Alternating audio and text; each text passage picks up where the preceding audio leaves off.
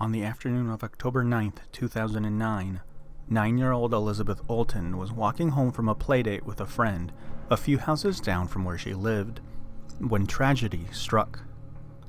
What followed is a twisted case of murder that left the 9-year-old buried in a shallow grave, a disturbed teenage friend of the family in prison, and left two neighboring communities in small-town America shattered. This is the story of Alyssa Bustamante and the murder in the woods. Alyssa Bustamante was not your average teenage girl. While most girls her age were talking about boys and giving each other tips about different sorts of makeup, Alyssa was writing in her diary about wanting to find out what it would feel like to take someone's life. What you need to know about Alyssa Bustamante is that she was a very troubled teen with a documented history of mental and emotional issues. They often say hindsight is 20/20, but the signs and clues about what Alyssa would eventually become were always there under the surface. Over the years, Alyssa had been on several medications to treat her depression and had been in and out of psychiatric care, both inpatient and outpatient, after a recent suicide attempt. Over the years, Alyssa had unsuccessfully tried several times to commit suicide. On top of this, Alyssa was often known to cut herself, something often done by people in an attempt to deal with some type of emotional pain or trauma.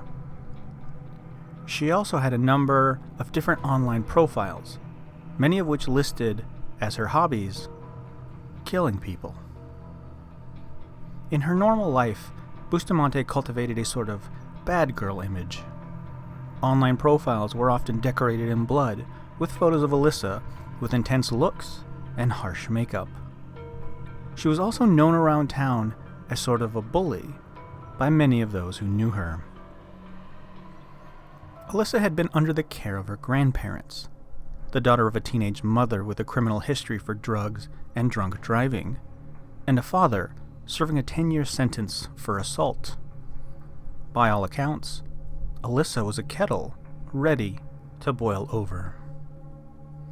And then one day, in October of 2009, all of Alyssa's issues came to a head when she went out into the woods near her home to dig a pair of graves for a murder she intended to carry out. It was theorized that Alyssa had initially planned to murder her two younger brothers in the coming days. But for whatever reason, Alyssa changed her plans from the pair of murderers after 9-year-old Elizabeth Olten came into the picture at the last possible moment by mere happenstance. Elizabeth Olten just happened to be friends with Alyssa's younger half-sister, and was over at their home, only a few houses down from her own, for a playdate that day. Everything seemed completely normal, until it was time for Elizabeth to walk home at around 6 p.m. Only Elizabeth would never make it home. On her walk home, Alyssa saw her chance to finally take a life. She called Elizabeth on her cell phone before she got too far and asked her to come back to her house. Alyssa was a trusted family friend and someone Elizabeth knew, so she never questioned the call and went back to see what Alyssa wanted. From here, we are only left with the testimony of Alyssa Bustamante. She would later describe to police that she met with Elizabeth, led her into the woods near her home, right to the location where she had earlier in the week dug two fresh graves. Elizabeth would never have been able to anticipate what she was walking into with someone who she knew and trusted. Once reaching the location of the graves, Alyssa would then torture Elizabeth. She would slash and stab her several times across her neck and arms. She would then choke Elizabeth before ultimately stabbing her deep, the young girl bleeding to death by a person that she had trusted. As Elizabeth only lived a few houses down, a missing persons report was issued within 45 minutes of her not returning home. There was a simple 2-lane highway that led between the homes, and a search commenced before nightfall. The Cole County Sheriff's Department, the Highway Patrol, and even the FBI are desperately trying to find 9-year-old Elizabeth Olten. Well, I think that the woods possibility is, the kids in this area play in the woods, in the farm areas back there. More than 200 volunteers, including military, housewives, public servants, and construction workers, left their jobs to join in the search. Contacted my supervisor, asked him if we were going to assist in any way, and he said he was going to ask for some volunteers. So, behind me here is the VFW. This is where authorities and volunteers have been coordinating the search all day.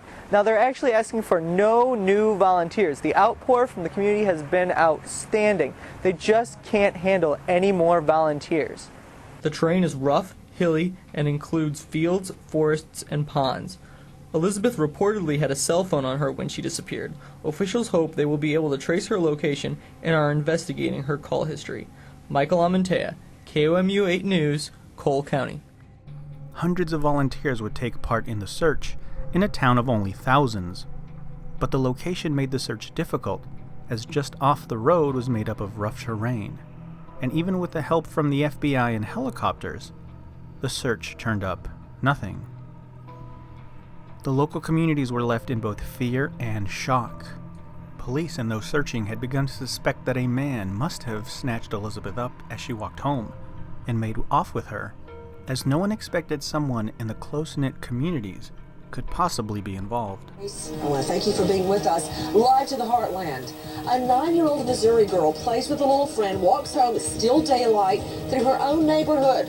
It's only about 1,000 feet. She never makes it home.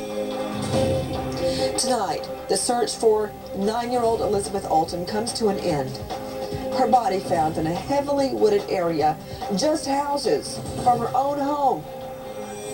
Bombshell tonight.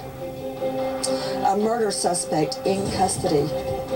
It's a 15-year-old girl.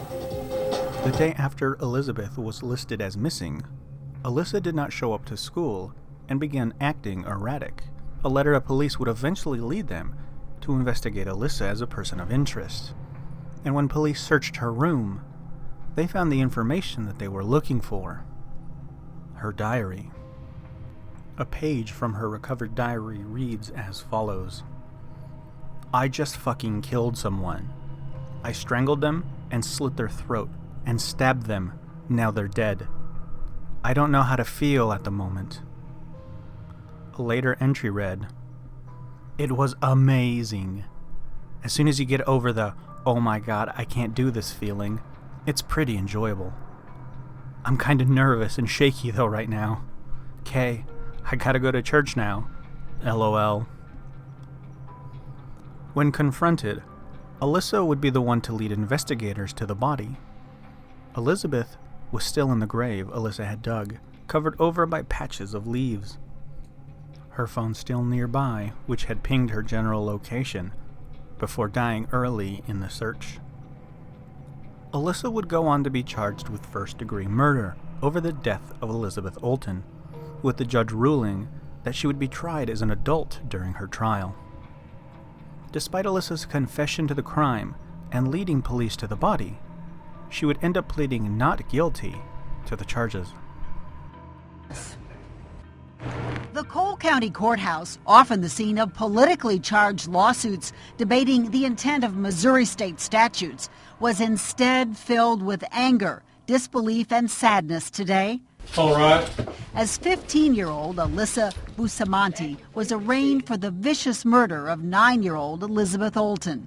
The teenager, wearing green jail garb, hid her face behind heavy bangs as her lawyer spoke for her. We're here today for the purposes of arraignment on the charge. Mr. King? Ms. Bustamante will waive formal arraignment and enter pleas of not guilty. All right. And what do you want to do today then? Do you want to take up any other motions that you filed? Not at this time. The two girls were neighbors in rural St. Martin's, a small town west of the state capital. Last month, the court certified Bustamante to stand trial as an adult for the stabbing and strangulation murder of Olton on October 21st. It took authorities 2 days to locate the child's body hidden in deep woods.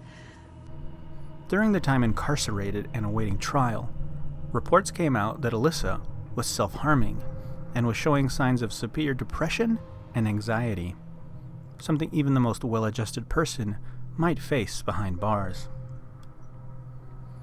As her trial date approached, Alyssa would eventually take a plea deal to a charge of second-degree murder and armed criminal action. Appearing in court, Alyssa would detail the brutal nature of how she killed Elizabeth and left her body to rot. There were audible gasps in the courtroom as Alyssa described the murder. Alyssa's defense team would also present several excuses for her actions, stating that Alyssa was psychologically damaged and severely emotionally disturbed, claims backed up by psychologists who had interviewed Alyssa. They would also say that the antidepressant Prozac was a contributing factor, leading to the murder, as her dosage was increased only weeks before.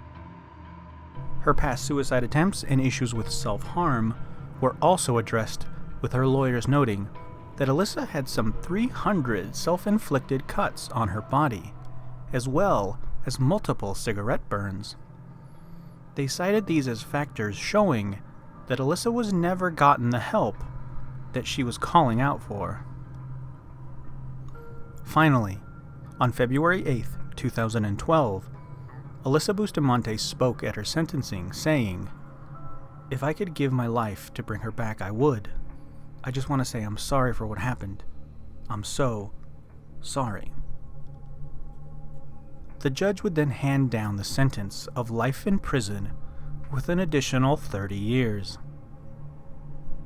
The death of Elizabeth Olten is a tragic one. Her life was ended painfully and slowly by someone that she knew and trusted.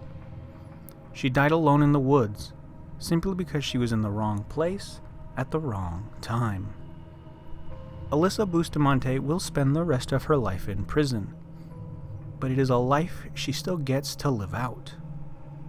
But even then, some wonder if all of this could have been avoided if only Alyssa had gotten the help